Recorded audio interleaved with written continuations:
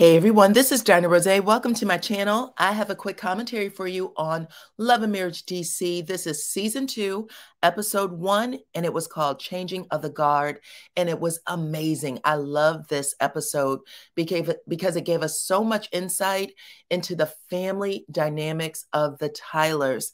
Y'all, the oldest son, Jamie, 26 years old. We got to see what happens when you have a family who gives their son everything. They gave him everything, that money could buy, but the allure of the streets stunted his growth, and now he has some growing to do, and he still needs a lot of parenting. And his parents are like, because you're 26, we got to stop doing this. We can't do this for you anymore. And it's like, oh my God, both of you, all of you need to be in therapy at this point so you can understand what's going on, because he's not going to get there on his own. He still does need a little bit more. But y'all let me know what y'all think in the comments, because I know there is a lot of controversy around this, okay? The other thing that we learned on the show, we already knew that Monique and Chris were not returning. Monique made that announcement on her radio show. She said, listen, I had my house prepped, ready to film. I had my kids dressed and ready to film, but I looked at the contract and the money wasn't right. So we decided to back out of it. And you can tell in this episode that there were scenes that the cast still expected the Samuels to show up at. So it definitely came as a surprise for them. We later found out from production and the cast that they all discovered that Monique and Chris weren't coming back to the show during the radio announcement. So anyways, guys, let's jump into it, okay? Go ahead, hit the like, subscribe, and your notification bell, because that will help others find this video. Follow me on Facebook and Instagram, because I'm doing things over there too. And you guys already know I appreciate every single one of y'all for rocking with me. So let's get started. So the scene opens with Arena. She stops by her good friend Ashley's house. She has some drink in her hand. She said it's time to catch up. She said that they were friends prior to season 1 even taping. They would go out, hang out, and Ashley said it too. She said, we're friends. She said without the D though, okay? F-R-I-E-N, because Arena ain't getting no D from me, and she ain't getting it from her husband Jamie either. Ooh, shots fired. So Ashley is coming through with the slick shade jokes. I'm not sure. Maybe it's real. We don't know. But this is exactly what she was doing last season too. So we'll have to see what Arena has to say about this comment. But anyway, they are both shocked by the news that the Samuels have separated and possibly headed for divorce. This was actually a headline. They should give us a bunch of flashbacks from social media, from People magazine. And this is something that Ashley Darby from Potomac dropped during BravoCon. If y'all don't remember, that's where it came from. But either way, Ashley Silva on the show says that Monique and Chris has a home that is big enough for them to live on separate parts of the wing, okay? They can live in separate wings in that big old house, but they're choosing to live in separate wings of Maryland. More shade. Either way, she also ends up saying that last season, her and Quick were into it because Quick is a workaholic, but she said ain't nothing changed. He's still a workaholic. She said that they ended up going on vacation, and when they came back, things went right back to normal. And right now, she's done arguing with him. She's busy herself. She said, I got books and other things that I have coming out. So we're just going to be a house that's busy. How about that? Arena shares that she's throwing a goodbye party for her youngest son, Jason. He's about to head off to the school for the blind called Doors. And this program helps him become an independent person. So he'll get all the skills to live on his own. And she is excited. And she said that Jason is her heart. She loves all her children, but she has not been away from Jason a day. And now he's going to be gone for 9 months, and it is making her feel away. But she is going to throw him this goodbye party. It's going to be it's an all black party. Everybody is supposed to wear black, dress up, look good. And she said that they're all going to be in a penthouse that's going to overlook the water in the city of Maryland. Beautiful. She's having it catered. She's also going to give him a portrait that she has created by an artist, and it's going to be done in Braille. So she had Ashley help her choose the photo, which she did, and she said she can't wait to give it to him. Arena also shares that her older son, Jamie Jr., is still into it with his father. That's how season 1 opened too. She was like, she's tired of being in the middle of those two. She doesn't know what to do. They are, putting her through it, giving her the blues. And she shares that, her older son is a little entitled. He has this ticket, shows up at the house, and he's telling his father to take care of it. And, they're expecting him to do what he needs to do to be an adult. But again, I just told y'all my feelings on that at the beginning. Listen, he's having a hard time being an adult because his growth was stunted when he was out there in them streets with them other kids robbing and stealing, okay? But she said he was doing good. He got probation instead of a prison sentence because he was up for 5 years. But she doesn't know what to do right now. She's stuck between a rock and a hard place. And now she's concerned that he might not even go to his brother's party, Jason. And she said Jason adores him, so she hopes he shows up. She said she also hopes Monique and Chris shows up because she knows how much Monique loves Chris too. So all interesting stuff. Let's get to the next scene.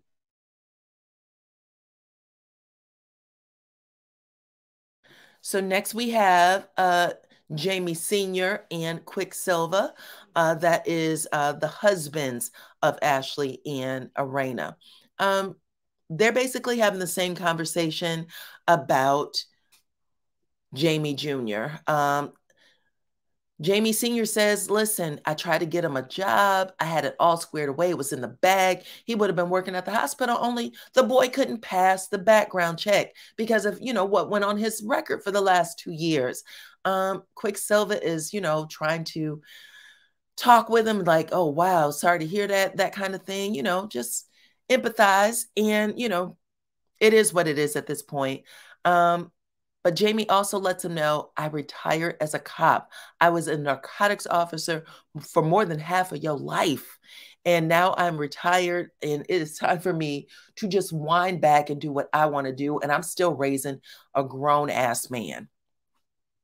DJ Quicksilver said, I had no idea you was a cop. I've known you for over 20 years and no idea that you was in these streets as a cop, okay? Y'all remember Jamie and Quicksilver met because Jamie used to throw parties in the city. So he was really known for throwing these highbrow parties all over the city. And I guess, he had to keep a real low profile as a narcotics officer because he was always in and out of court and working undercover, I'm assuming. But y'all let me know what y'all think about that scene, okay?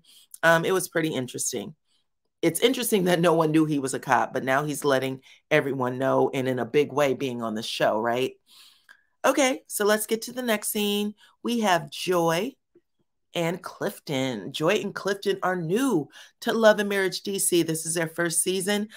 They met as contestants on OWN's Ready to Love, and now they clearly are because they are engaged to be married.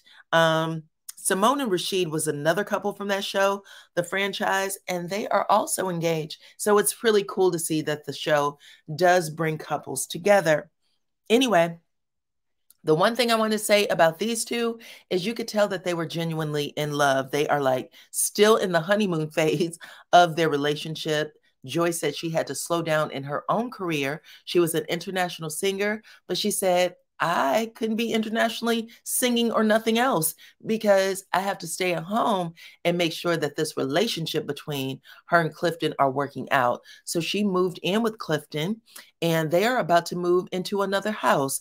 We got an overhead photo. It is a big, beautiful home with a pool. Looks like it sits on a couple of acres. And she said that she also knew that being Clifton's woman meant that she was going to have to play bonus mama to his two sons, an 18-year-old and a preteen that he has with two different mothers. She said she doesn't even know if she's confirmed her own journey with motherhood, whether or not she would like to be a mother herself. So interesting stuff. It looks like they're going to have plenty to offer Love and Marriage DC. Let's see what else we found out about the couple. Mr.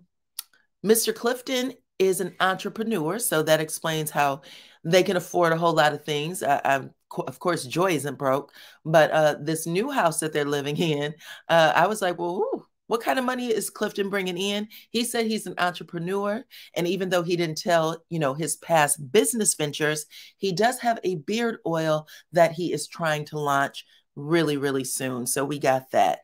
Y'all let me know what y'all thought about Clifton and Joy being new couples on the show. I really think that they are an attractive couple. All of the couples are attractive, but y'all let me know what y'all think about those two.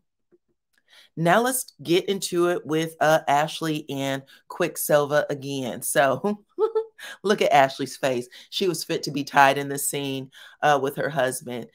You could tell that he comes in because she said that he stays busy quite a lot. So they don't get to sit and talk as much as she would like.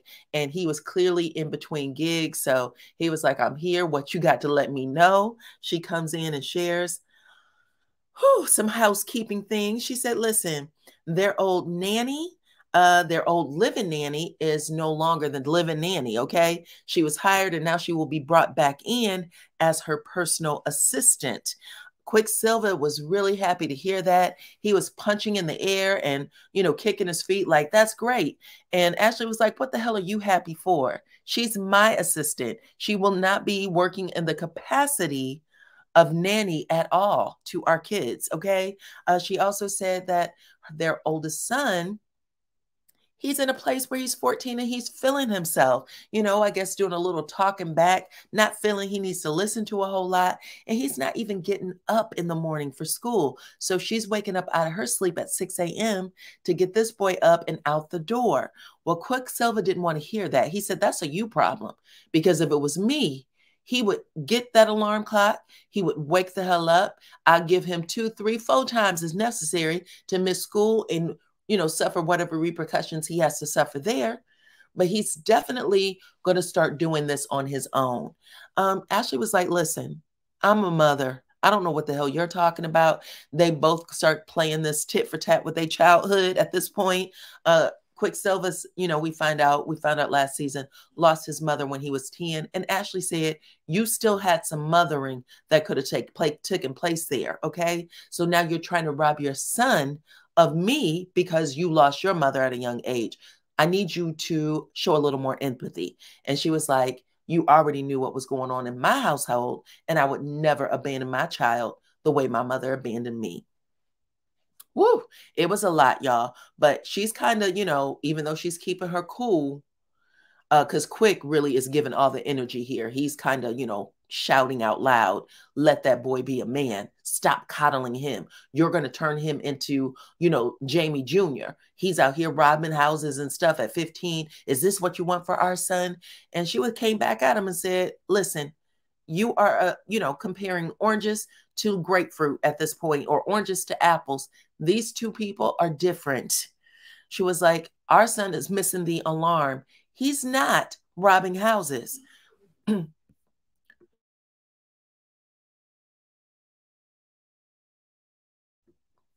Sorry about that, you guys. I was trying to turn the mic back on and ended up taking the picture away. But she said he's not robbing houses. She doesn't appreciate the comparison. And then she said, why don't you just go to work and let me handle it? I regret I share anything with you at this point. But DJ Quick gets up, kisses her on the cheek. You can tell she's a little tight about the conversation, and he goes off, and that's how that scene ends. Okay. Next scene, we get Jason. Jason comes to his party at the penthouse. It's beautifully decorated, black and gold.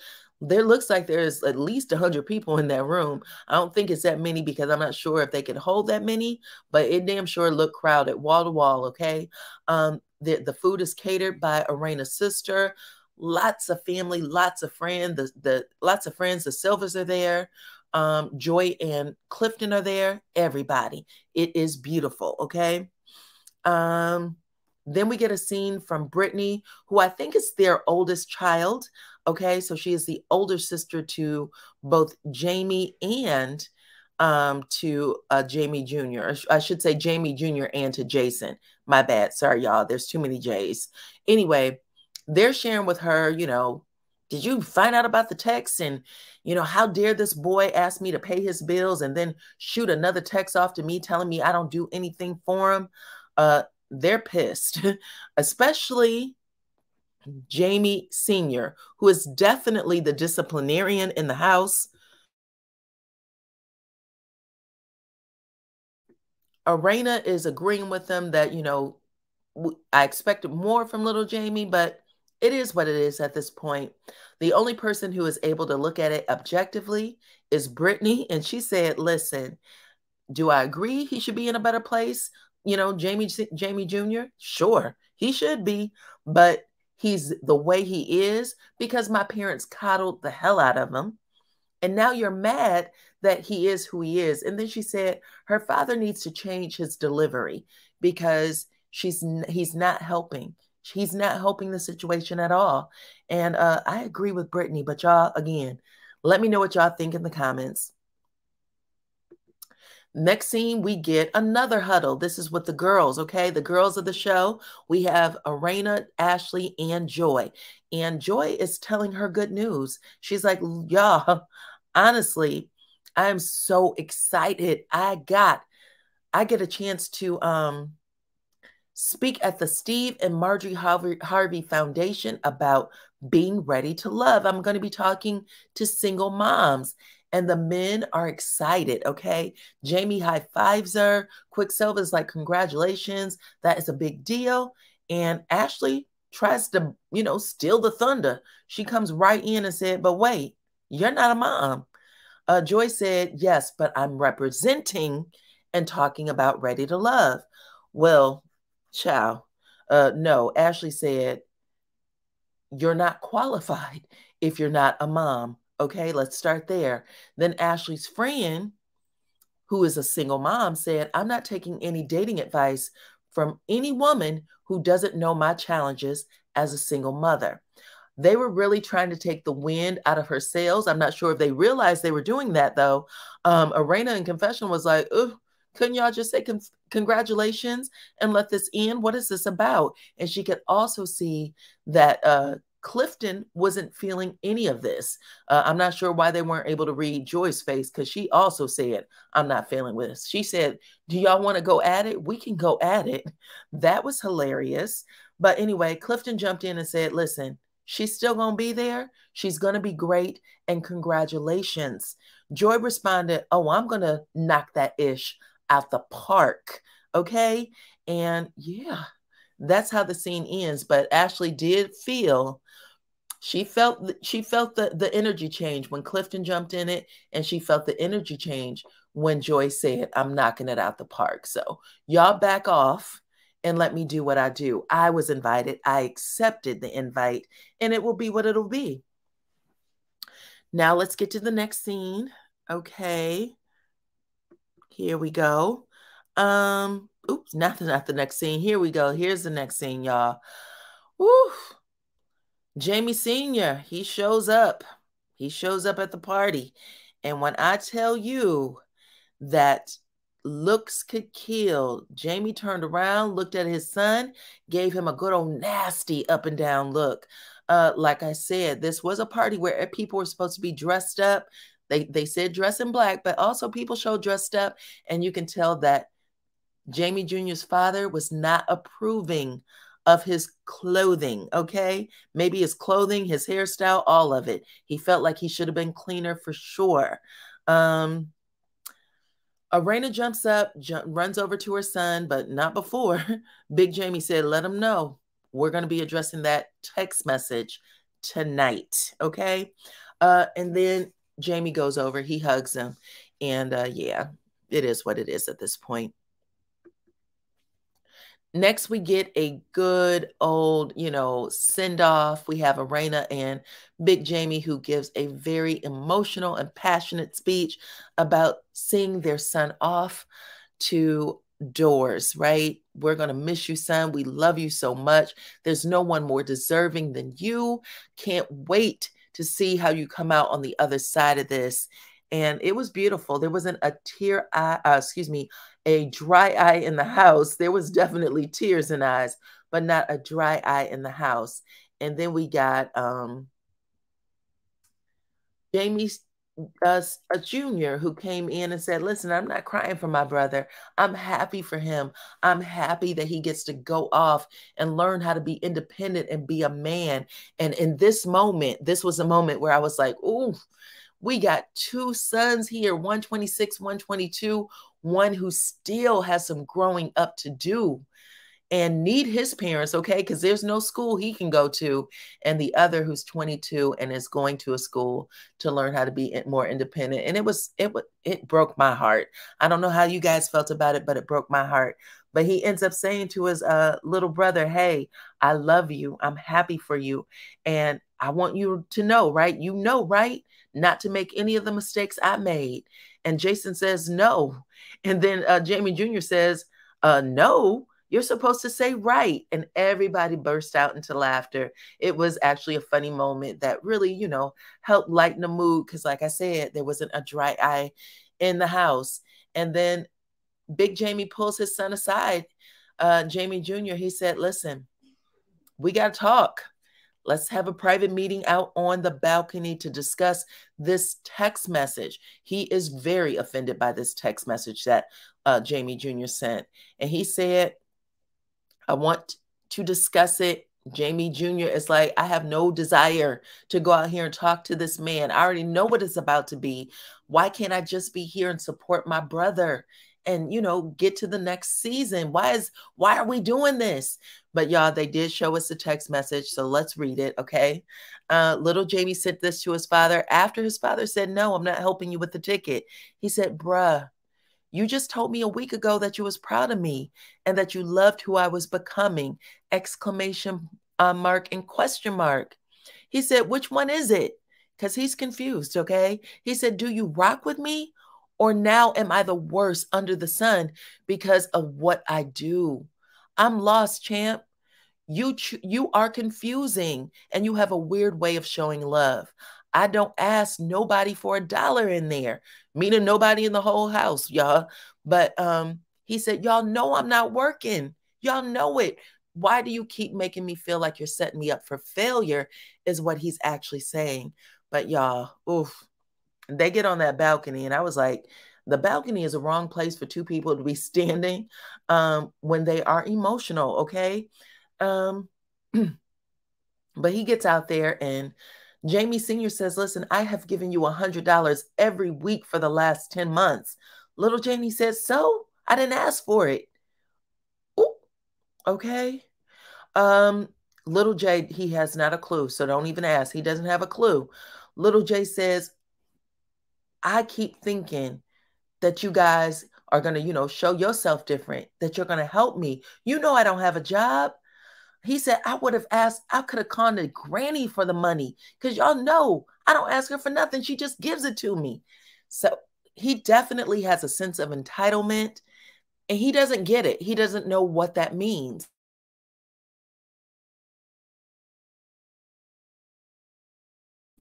And his father is fit to be tied.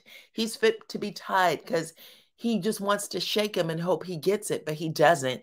And this is where parenting comes in. You know what I'm saying? This is where someone has to say, Jamie, we're not required to give you anything. And you have to say it as nice as possible. I don't have to, son. I give it to you because I love you and because I want to see you get to the other side of this. But in this moment, Jamie still wouldn't have heard it because he would have said, if you want to see me get to the other side of it, why is it that you're making things like this difficult for me? So you can see both sides, but it is what it is. Like I said, he's 26. He's clueless. His sister is right. He didn't get here by himself. His parents helped create the grown man that's sitting in front of him. And y'all can be tired, But shit, we all tired at this point. Either way, his dad says, you saying your girlfriend helping you, but did your girlfriend help buy that car? Is your girlfriend paying the car note?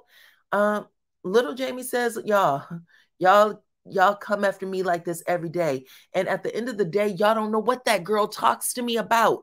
Y'all don't know what that girl talks about to me about every single day. Y'all don't know how she holds me down. She feeds me. She makes sure I have certain things. And now dad is pissed again because he's like, boy, I done fed you every day of your life for the last 30 years. I done took care of you. I didn't do this for you. He was like, so Jamie is still saying, little Jamie's still saying, so I didn't ask for it though. I didn't ask for it. They're getting nowhere fast at all. And then we get to another side because now we see what's really happening is, I guess, Jamie Sr. wants a thank you or I appreciate you. And he said, son, why would you not talk to me or nobody else in the house after you lost a job? You didn't get the job.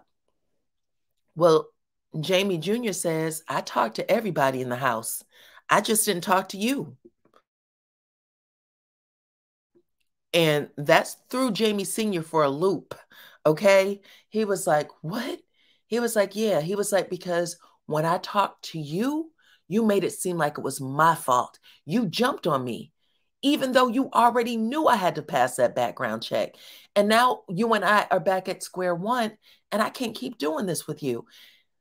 Jamie Sr. says, well, didn't I send you a message saying, okay, F that job. Now we're going to move on to something else.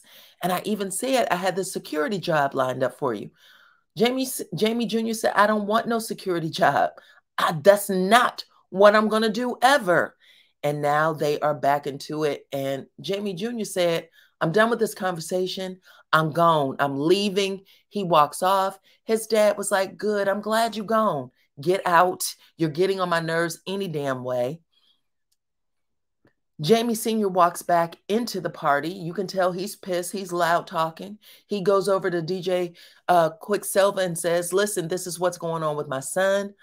His wife sees it. Arena gets up. She goes over, tries to calm him down. She's like, what was happening? What's going on? She sees her son walk out the door. And it just basically gets Jamie Sr. back into a rah-rah place. The producer comes over and he says, where's my son? Did he leave? Producer said, no, he's still in the hallway, y'all. Woo, and that's when we get this scene. We see Jamie Jr. in the hallway. He is red. His nose is red. He's crying. He's hurt. Jamie Sr. walks out in that hallway and he's ready to pounce.